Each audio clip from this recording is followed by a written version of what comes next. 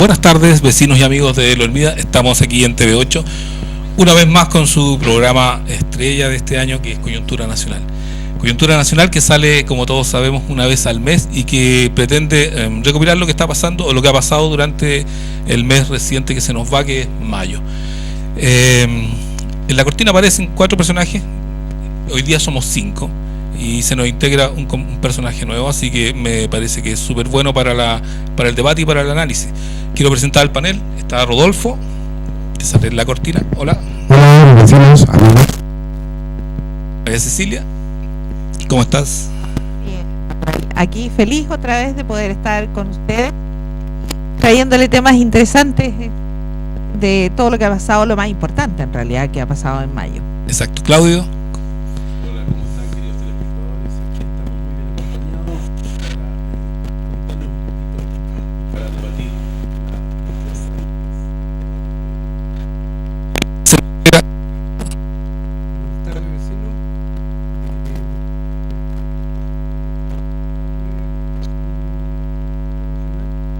Y la internacional también. Perfecto.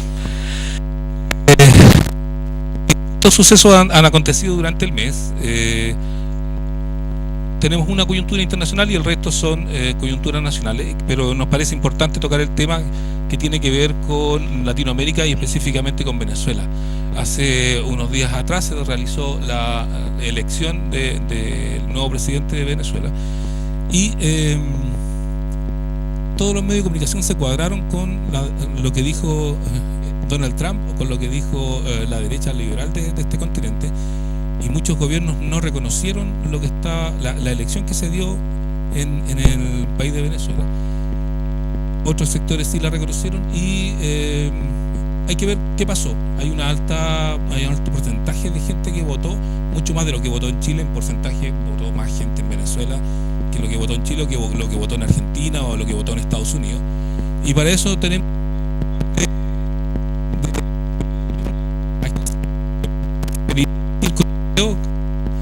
y le damos después a la conversación. Estamos en este momento bajando el VHS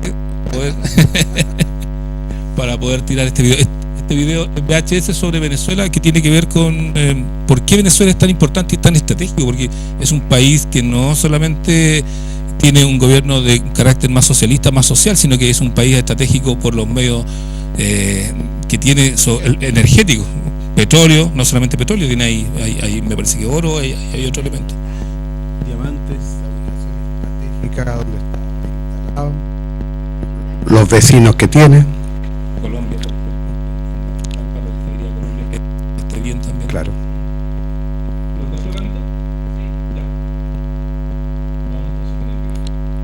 Hoy toca hablar de un conflicto que está de total y absoluta actualidad. Un conflicto que se desarrolla día a día y que, lejos de ir a mejor, cada día pinta más mal. Hoy en Memorias de Pez toca hablar de Venezuela, de cómo este país ha podido llegar a estar como está al borde de una guerra civil. Venezuela es un país rico, muy rico en recursos naturales. Bajo el dominio español, Venezuela sirvió como mina de metales preciosos. Sus minas de oro nutrieron las arcas españolas desde el siglo XVI, mientras que otros recursos como el cacao, el tabaco, el azúcar o el cuero serían muy codiciados más tarde y exportados a Europa. También de Venezuela posteriormente se extraerán diamantes, plata, perlas y un sinfín de minerales más. Recordad esto porque la riqueza en recursos naturales de Venezuela es la clave del conflicto.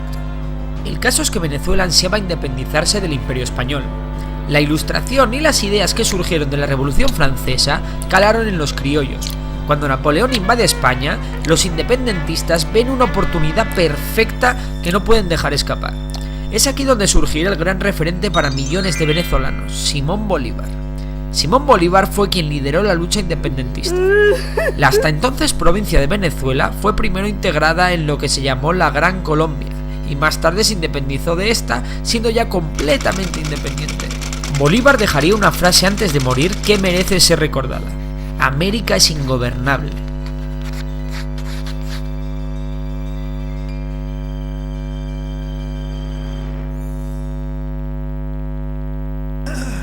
Hablar de la historia política de Venezuela es hablar de dictaduras, ya que durante todo el siglo XIX solo las guerras civiles las interrumpieron. Lo mismo ocurriría en el principio del siglo XX. En 1908 llegaría al poder el dictador Juan Vicente Gómez, que se encontraba una gran crisis económica provocada por la deuda de Venezuela con las grandes potencias mundiales. Desde la independencia de Venezuela, el gran problema del país siempre había sido la extrema pobreza de una gran parte de su población. Sin embargo, en 1910 se descubrió en Venezuela un recurso mucho más valioso que el oro: el petróleo. En menos de 10 años, Venezuela se convirtió en el mayor exportador del mundo y su deuda exterior simplemente desapareció. ¿Sirvió esta nueva riqueza para mejorar el nivel de vida de los venezolanos? Pues no. El analfabetismo seguía siendo muy alto y la pobreza extrema. Debido a la riqueza que generaba el petróleo, se descuidaron otros sectores claves como la agricultura o otro tipo de industrias, y además, como no se producía otra cosa que no fuese petróleo, todo lo que hacía falta a Venezuela para subsistir se importaba desde el extranjero. De esta manera, Venezuela pasa a tener una economía basada exclusivamente en el petróleo. Tras la muerte de Juan Vicente Gómez en 1935 vendrían más dictaduras, hasta que el coronel Marcos Pérez Jiménez es derrocado en 1958. A partir de esta fecha, todos los dirigentes del país se elegirán mediante elecciones. Al calor del petróleo, las infraestructuras del país comenzaron a mejorar. Sin embargo, la pobreza y las desigualdades entre unas élites muy ricas que se habían hecho de oro con el petróleo y la mayoría social muy pobre seguían ahí. Venezuela continuó durante los años 60 desarrollándose, y más aún cuando el precio mundial del petróleo subió como la espuma a principios de los 70. La bonanza permitió al presidente Carlos Andrés Pérez nacionalizar las industrias del hierro, y como no podía ser de otra manera, también la del petróleo. Sin embargo, el sueño venezolano llegaría a su fin. A finales de los 70 el precio del petróleo comienza a bajar y Venezuela se ve obligada a pedir prestado a otros países para financiarse. Sin embargo, el precio del petróleo continuó bajando y Venezuela comenzó a pasarlo verdaderamente mal para poder pagar sus deudas. Esta situación obligó al gobierno de Pérez Jiménez a introducir medidas de austeridad. Es decir, el precio de la fiebre del petróleo cayó directamente sobre las clases populares, las cuales no habían mejorado mucho su situación durante los años de bonanza. Además, las protestas eran frecuentes y a menudo violentas. Especialmente violenta fue la del Caracazo, con más de 300 muertos. En 1992 se lleva a cabo un intento de golpe de estado por parte del comandante Hugo Chávez, que fracasa y este es encarcelado. El mismo año, otros oficiales intentan un segundo golpe que también resulta ser un fracaso.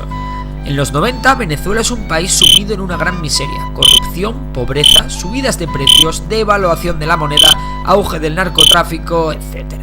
En este contexto, Hugo Chávez, golpista en 1992, se presenta en 1998 a las elecciones presidenciales con un programa socialista, presentándose a sí mismo como el nuevo Simón Bolívar y prometiendo una revolución social que repartiese la escasa riqueza de Venezuela. Chávez ganó las elecciones y comenzó con su programa. Durante los primeros años de su gobierno, la sociedad venezolana se dividió entre chavistas, que apoyaban el proyecto bolivariano, y opositores, que demandaban una mayor libertad económica. Sin embargo, Chávez supo ganarse a gran parte de las clases populares con programas estatales de ayuda a los más necesitados y volvió a ganar las elecciones. La oposición intentó derrocar a Chávez en 2002 por la fuerza, y lo volvió a intentar una vez más con una huelga general que paralizó el país durante 63 días. Todo ello sin ningún tipo de éxito. En la primera década del siglo XXI, el precio del petróleo volvió a subir como la espuma, lo que le dio un gran poder al gobierno chavista, que continuó con su programa de ayudas sociales. En 2007, Chávez es reelegido por tercera vez. Esta tercera legislatura se centró en sus relaciones internacionales, promoviendo un bloque anti-Estados Unidos con países como Bolivia o Cuba. Estados Unidos, presidido por entonces por Bush, declaró a Venezuela como parte del eje del mal. La nueva década comenzaba con un gran problema que hizo tambalearse al gobierno chavista. Una sequía produjo una crisis energética y de agua sin precedentes. Una crisis que duraría cerca de 2 años y que se cobró el puesto de varios dirigentes chavistas. Hugo Chávez, enfermo de cáncer, gana sus cuartas elecciones presidenciales. Poco después, el presidente venezolano muere y se celebran unas elecciones que son ganadas por el candidato chavista Nicolás Maduro.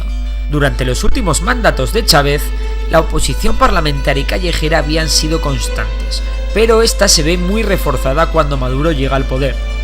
Maduro, que no goza del carisma ni la popularidad de Chávez, ve como el precio mundial del petróleo comienza a bajar de nuevo. Esto agrava los problemas de escasez de productos básicos existentes en Venezuela, lo que a su vez agrava la inflación y el desempleo. Y todo ello provoca nuevas dificultades para pagar la deuda exterior del país. Esta nueva crisis ha sumido a Venezuela en un clima de violencia entre gobierno y opositores. Maduro ha respondido a la beligerancia de la oposición con medidas que blindan al gobierno y lo hacen prácticamente imposible. Los opositores acusan a Maduro de dictador, mientras que este acusa a los opositores de traidores y golpistas. Y además también acusa a Estados Unidos de estar detrás de todos los males económicos de Venezuela. Al final son los encarcelamientos, las acusaciones cruzadas, las muertes, los disturbios y la pobreza quienes de verdad gobiernan Venezuela. ¿Está el mundo el tiempo de salvarla o está Venezuela condenada? Por supuesto, podéis comentar sobre este tema, sobre el conflicto, y si os ha gustado el canal, suscribiros, darle a like y nos vemos en los próximos vídeos, que hay muchas y muy bonitas cosas preparadas. Un saludo. Bueno, Venezuela es un caso no atípico dentro de Latinoamérica, pero sí un caso que tiene una característica bien especial. Es un país muy rico, muy rico. No sé qué les pareció el video.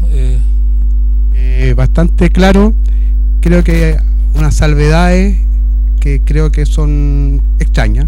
Chávez jamás ha pretendido ser el nuevo Simón Bolívar, sino es un continuador del proceso bolivariano. Principalmente ese alcance. Lo demás yo creo que está bien como corriente histórica, pero partiría con el tema central, que es las elecciones. Las elecciones, si bien es importante tener claro que previamente al resultado de las elecciones, ya la mayoría de los gobiernos procapitalistas ya habían decidido que no iban a acatar el resultado popular, que es un tema central.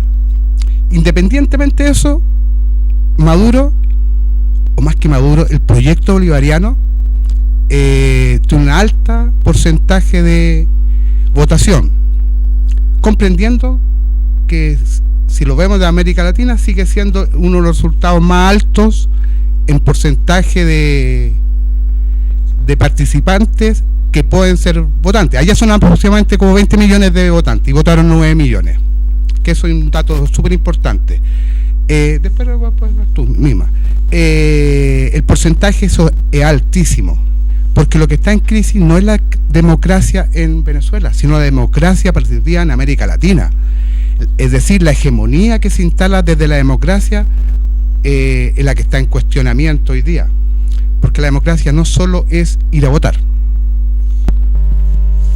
No, por supuesto que no, pero además aquí tenemos que hacer un poquitito de memoria, que lamentablemente la gente tiende a perder la memoria. A Venezuela le está pasando lo mismo que le pasó aquí a Allende antes del golpe militar.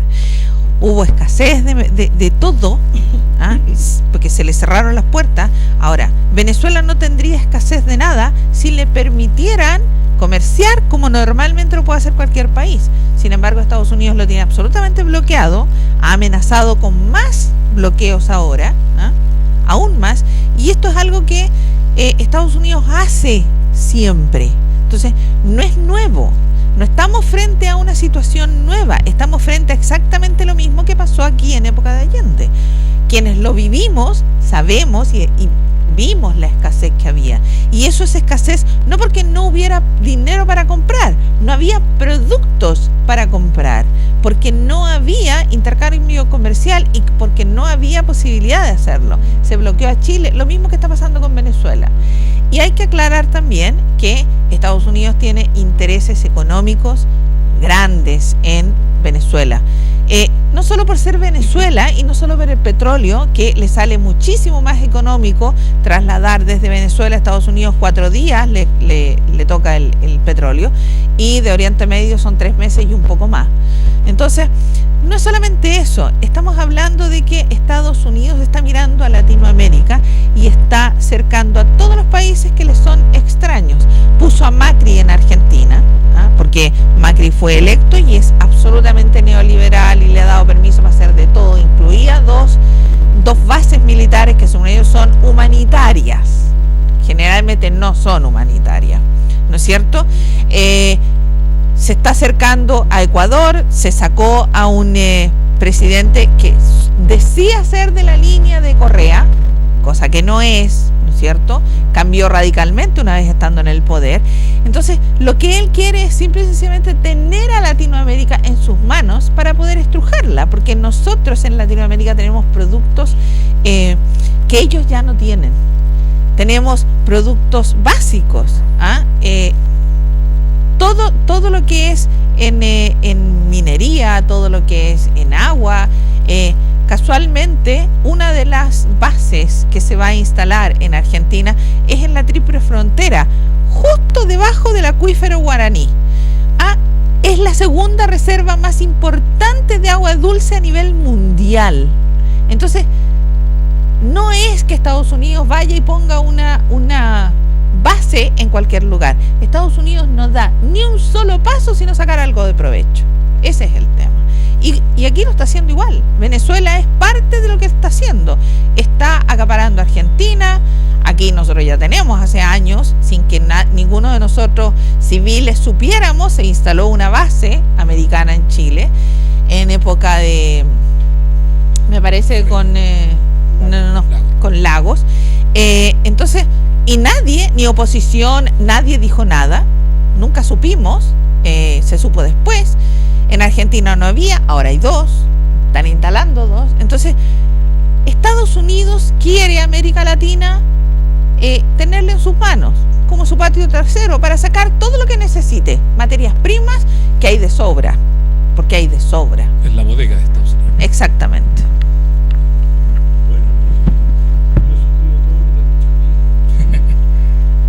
Qué buena onda.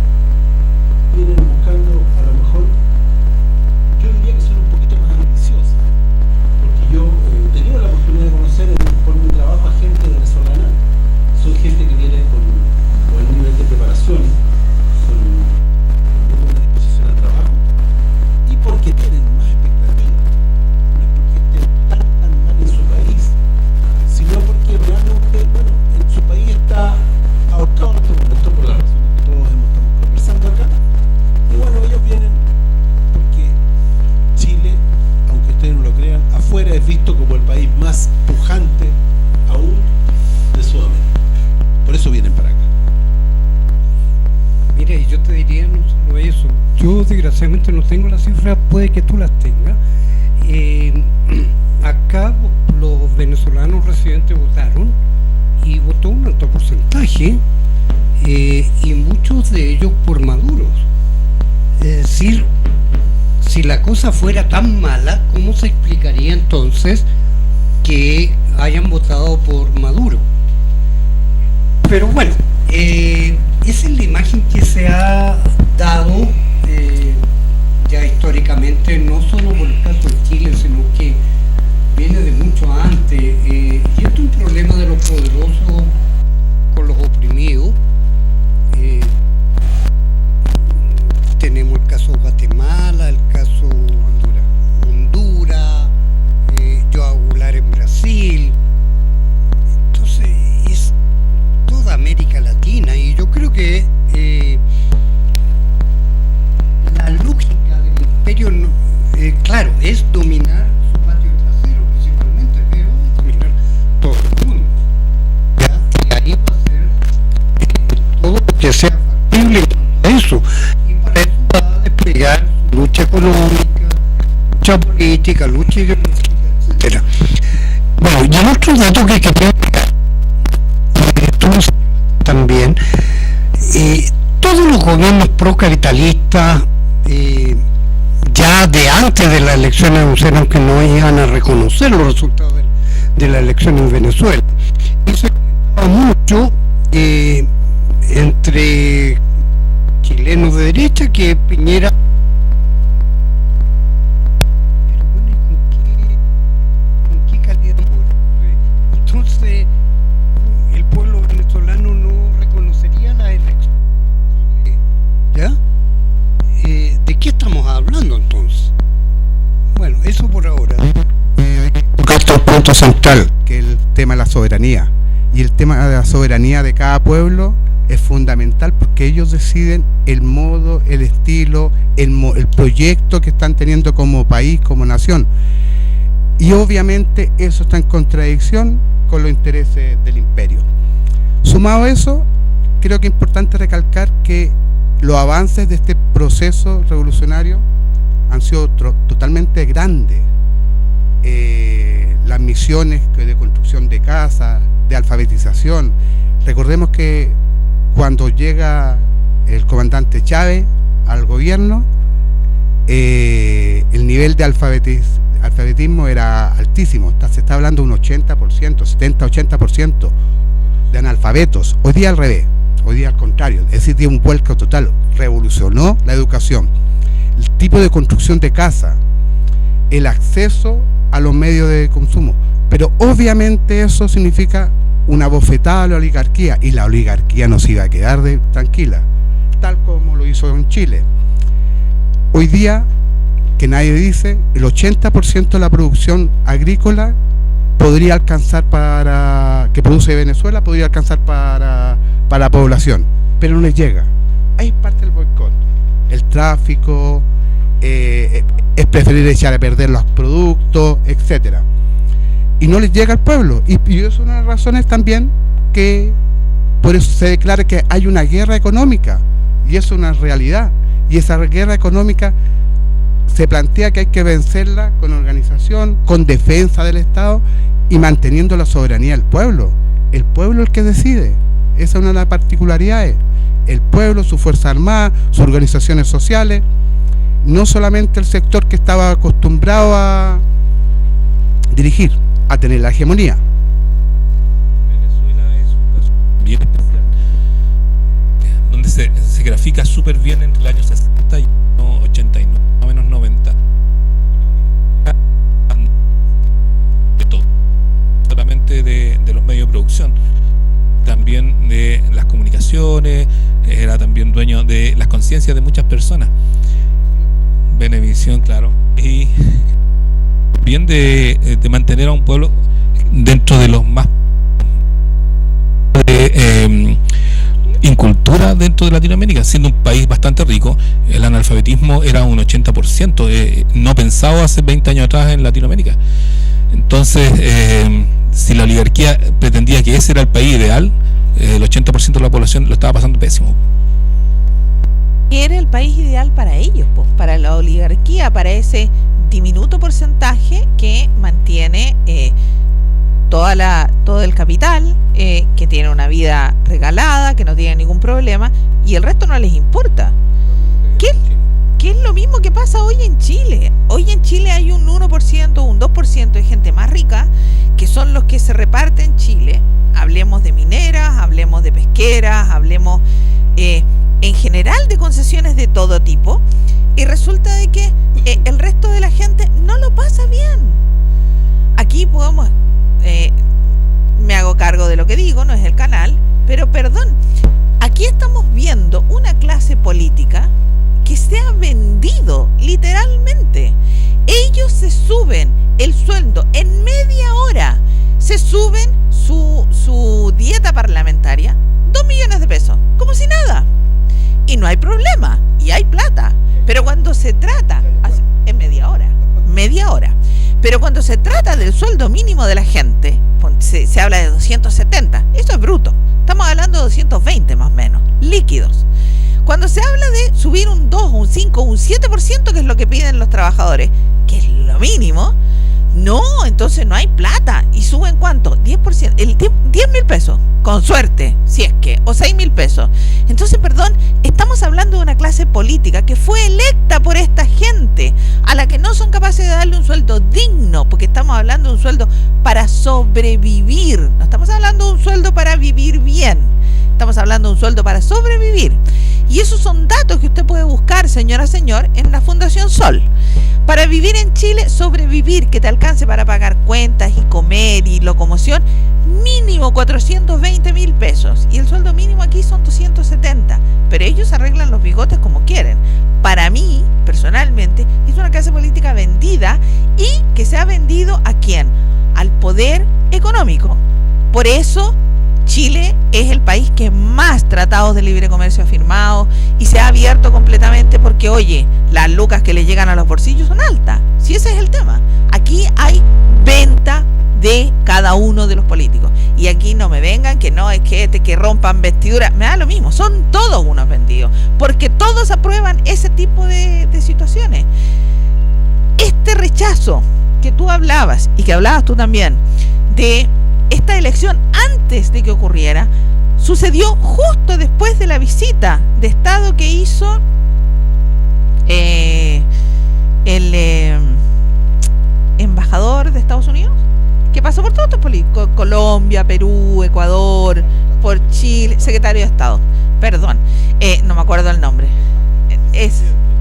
bueno, él viajó, pasó por todos estos países, justo vuelve a Estados Unidos, él dice que Estados Unidos no va a reconocer la vez, todos los demás hacen exactamente lo mismo. Entonces, perdón, aquí hablamos de gobiernos políticos vendidos, simple y sencillamente vendidos al poder económico. Y ese es el tema. Que si no, ¿cómo? Si no estaba todavía hecha la elección, ¿cómo puedo rechazar algo que todavía no se ha llevado a cabo? ¿Cómo puedo decir no está mal hecha si no lo hemos visto? Hubo exactamente Venezuela. Además, hay veedores internacionales que dijeron que no había habido ningún problema, que ellos habían entrado a todas partes, que no había habido ninguna caja que fuera distinta o votos que se hubieran encontrado como aquí se encontraron. Ojo, entonces, perdón, nosotros vivimos en una pseudo democracia, nos hacen creer que es democracia, pero no lo es. Vivimos subyugados por el poder económico. Y eso ha sido así por años y no nos hemos dado cuenta, porque nos han vendido el tema de que vivimos en democracia, pero no existe la democracia en este país. Exactamente. Bueno, 2.000 observadores fueron los que estuvieron de veedores en el proceso de Venezuela. Ellos avalan el proceso, dicen que fue un proceso transparente y que no hay ninguna observación que pudieran hacer ellos frente al tema de las elecciones. Bueno, la oposición además se resta de participar, la oposición más o menos dura, en función de tener excusa para poder intervenir militarmente después. Es muy probable que con un golpe de Estado, como se hizo acá en Chile, y ser reconocidos después ellos como fuerza beligerante, como posible nuevo gobierno. Recuerda que esta elección se adelantó principalmente por petición de la oposición. Sí. Por lo tanto, se cumplen estos acuerdos que ellos piden. Después, como ven que hay un respaldo, sigue siendo popular, es más fácil restarse. Exactamente. Bueno, Venezuela va a seguir.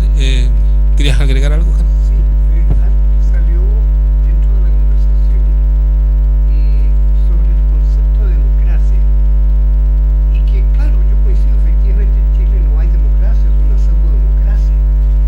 ¿Y cuál sería una definición de democracia? Democracia no es otra cosa que soberanía popular, soberanía y deliberación popular. Y por lo tanto, para que exista democracia tiene que haber mucha deliberación del pueblo e incentivar esa deliberación y esa politización del pueblo. Y en definitiva es el pueblo el que decide, el que debiera decidir y no el poder económico. Y claro, con estas pseudo-democracias liberales o neoliberales, es el poder económico quien decide y no es el pueblo. Es una mate al final. Creo que este tema va a dar para creo que el próximo programa vamos a seguir hablando de Venezuela. Dime. Sí. Pero Yo eso quisiera dar unos datos con respecto a votaciones. Por ejemplo, aquí en Chile, de un 100% de votación, o sea, de inscritos, el 54,6% fue a votar. Y de ese 54,6%, Piñera ganó con el 26,5%. Está en pantalla si ustedes lo pueden ver. En el caso de Colombia, de un 53,1% del universo de votantes inscritos para votar, Santos ganó con el 23,7%. En el caso de Macri, un 51,2% fue a votar y él ganó con un 26,8%. En el caso de Trump, es aún peor, porque solo un 46% de los votantes fue a votar.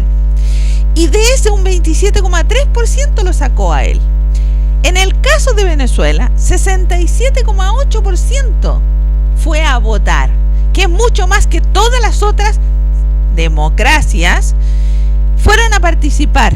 Y bueno, y también en el extranjero. Y Maduro ganó con el 31,7%, mucho más que todos los otros porcentajes de todos los otros presidentes que fueron electos. Entonces, perdón, ¿quién tiene una democracia mayor aquí? Es un tema de números. ¿Ah? Maduro fue electo con un 31,7%, mucho más que Trump, que Santos, que Piñera, Macri y que Piñera. Entonces, ¿quién es más democracia? Y considerando que ninguno de los que tú mencionaste antes reconoce el gobierno de Maduro. Además, ninguno de ellos, o sea, perdón, aquí Maduro podría no reconocer a ninguno de los demás y estaría en su justo derecho porque además tiene el mayor porcentaje de votantes a su favor. Exactamente. El caso de Brasil, que trae un resquicio legal, sacan a la presidenta Dilma. Y se instala la oligarquía financiera dura de Temer. De Temer. Que es de temer. Sí, no, y el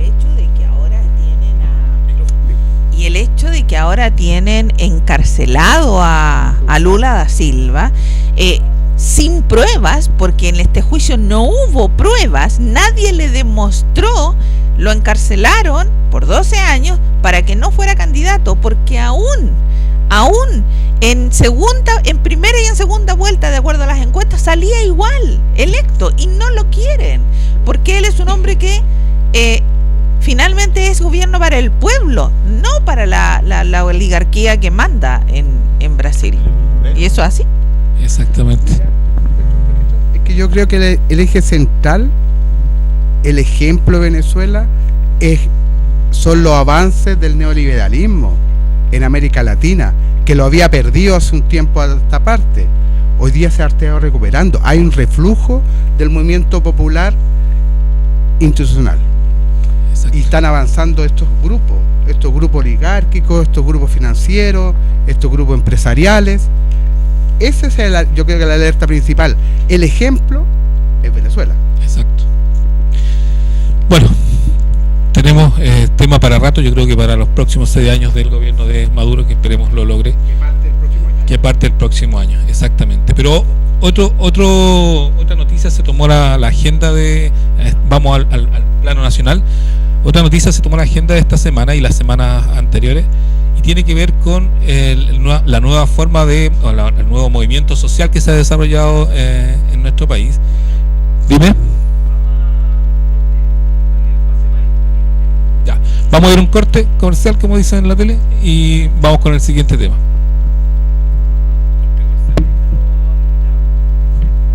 No se vaya, vecino, vamos y volvemos. Vamos a ir con un pequeño corte y para poder bajar un video que les queremos mostrar. Así que estamos al aire en unos 3 o 4 minutos más o menos.